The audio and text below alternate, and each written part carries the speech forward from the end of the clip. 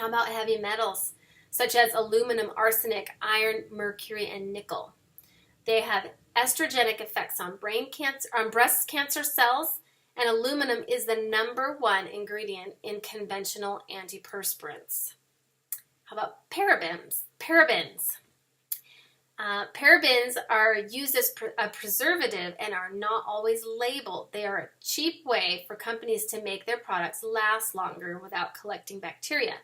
A study done by the Journal of Applied Toxicology detected high amounts of parabens in breast cancer cell growth. Parabens are able to bind to estrogen receptors, where they encourage breast cancer cell growth. It mimics natural estrogen that leads to cancer. Okay, how about PEG, or polyethylene glycol? This is found in pretty much all personal care products. And the most maddening thing about it is that it's in baby products. It's in most all of them. I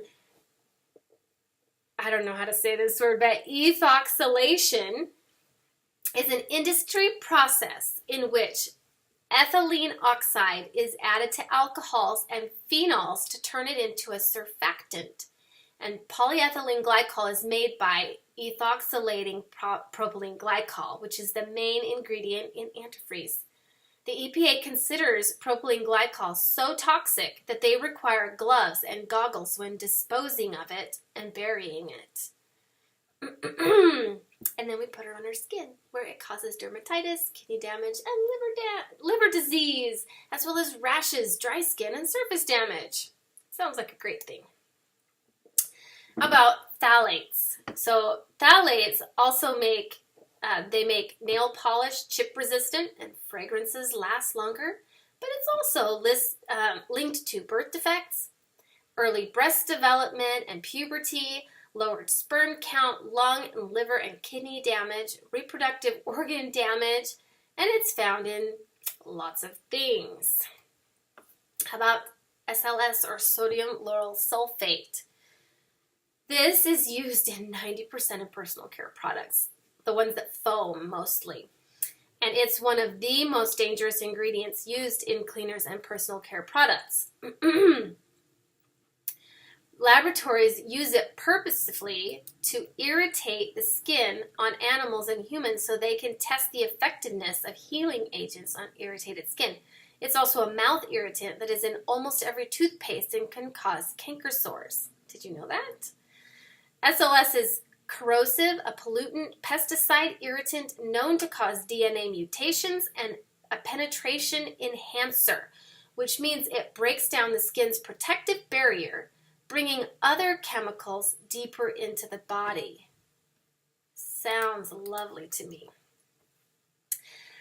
There is a fish known as the horny-head turbo off the coast of Southern California, and scientists have discovered that it is showing characteristics of male and female traits, such as egg cells in their sperm samples. They have also found elevated levels of estrogen and estrogen-mimicking chemicals in their blood and tissues, including oxybenzone.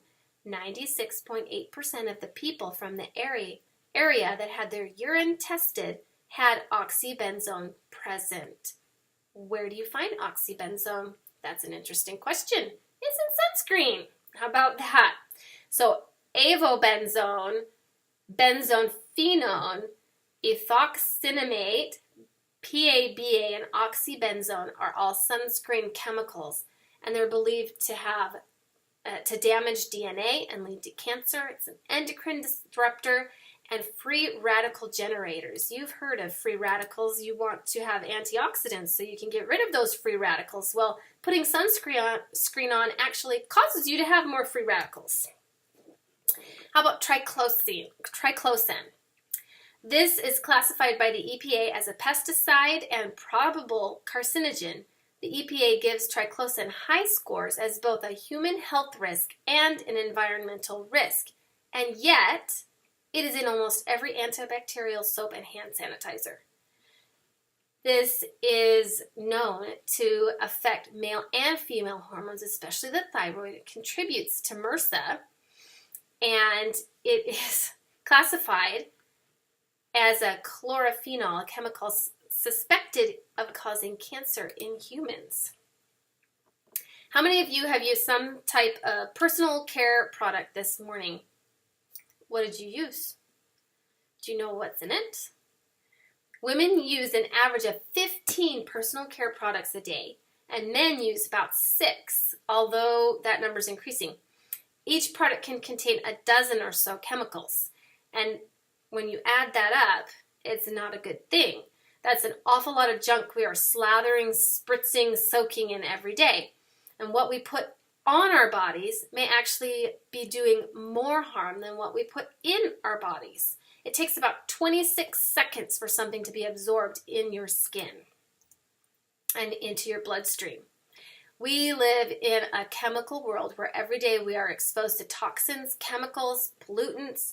It may not be possible to avoid all exposure to these toxins in our lives, but there are plenty of ways to reduce our exposure with simple lifestyle changes and behaviors. We can make our homes chemical free. So one of the first things is open your windows. Let some fresh air circulate through your home. Dust with a damp rag. Wash your produce thoroughly before you eat it. Use natural plant-based cleaners where you know what the ingredients are and where they came from. You can also make your own products using common household items and essential oils. That way you know exactly what you're exposing yourself to. You can use products from a company that you trust that's also a full disclosure company that lets you know exactly what is in every single one of their products, like Young Living. So you can significantly decrease your family's exposure to these chemicals by using essential oils with cleaners. And some of these are, they all just smell so good. And it's not difficult to do. Making your own cleaner is actually easy and cost effective and safe. So some of the oils you can use: cinnamon, clove, eucalyptus, grapefruit, lemon, lemongrass, orange, pine, spruce, tea tree, which is melaleuca, thyme. Some blends you can use are citrus fresh, purification, thieves.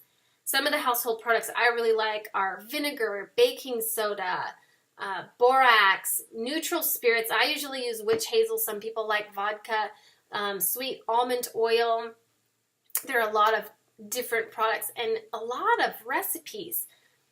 So I will post some of the recipes and let you pick and choose the ones that you would like to use. And I use these recipes in my home, and it has made it smell good. I always have people commenting. I have people telling me, oh, you always smell so good. Your home always smells so good. How do you do that with a dog?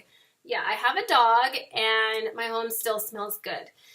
And sometimes we'll cook, my kids will cook eggs. They love eggs. I am allergic to them, so I don't have anything to do with the eggs. But they'll cook them, and then I really hate the smell of eggs. I don't know about you, but it'll just permeate the whole house with this egg smell, which I just gag over.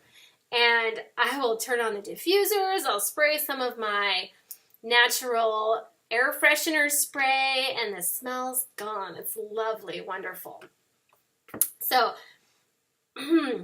I love that Young Living has products that are free from all these chemicals that we have talked about. They are free from chemicals that harm your body. And the ingredients that they do have are beneficial for our bodies. These essential oils support our body systems. They help balance things. And they're 100% safe. They're 100% toxin free. They're infused with these essential oils, and they have something to meet everyone's needs. They've got the hair care, the facial care, the oral care. They've got the vitamins, the different targeted body support. They have the household cleaners, laundry and dish soap and fruit and veggie wash. They've just got the whole gamut of things that you need.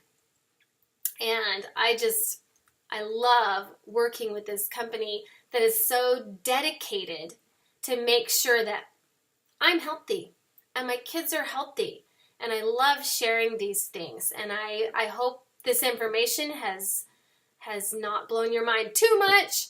I will post some more of it below, and I hope you have enjoyed this. I've enjoyed having you with me. Thanks.